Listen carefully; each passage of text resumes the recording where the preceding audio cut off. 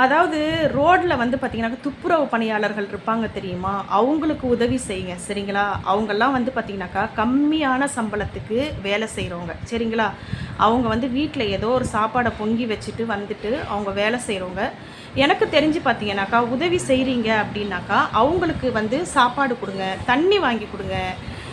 அவங்களுக்கு ஒரு பாட்டில் தண்ணி வாங்கி குடுங்க, ஒரு ஜூஸ் வாங்கி குடுங்க. அதுக்கப்புறம் பார்த்தீங்கன்னா, ஒரு சாப்பாடு வாங்கி குடுங்க. ஒரு 4, 5 பேர் நிப்பாங்க. ஒரு தெருவ பெருக்கிக்கிட்டு ஒரு 4, 5 பேர் நிப்பாங்க. ரோட்ல தான் வந்து அந்த வெயில்ல தான் நிப்பாங்க.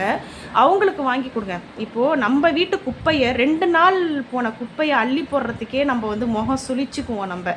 சரிங்களா? அது வந்து அவங்க வந்து பார்த்தீங்கன்னாக்கா, ரோட்ல இருக்கிற குப்பைகள் எல்லாமே, எல்லா குப்பைகளும் தான். குப்பைன்னா ஒரு குப்பை, இந்த குப்பை, அந்த குப்பை கிடையாது. எல்லாத்தையுமே அள்ளி போடுறாங்க. அதுக்கும் வந்து ஒரு மனசு வரணுங்க. அந்த வேலைக்கு போகணும்னாலும், அதுக்கும் ஒரு மனசு வரணும். அதனால வந்து அவங்கள வந்து முடிஞ்ச வரைக்கும் நம்ம மதிக்கணும். அவங்களுக்கு முடிஞ்ச உதவிகள வந்து நம்ப செய்யணும். இந்த மாரி இருக்கிற மக்களுக்கு வந்து உதவி செய்யணுங்க. நம்ம கண்ணு முன்னாடியே நெறைய பேர் வந்து கஷ்டப்பட்டுட்டு இருக்காங்க. அதனால அந்த மாரி இருக்கிற மக்களுக்கு வந்து உதவி செய்யுங்க.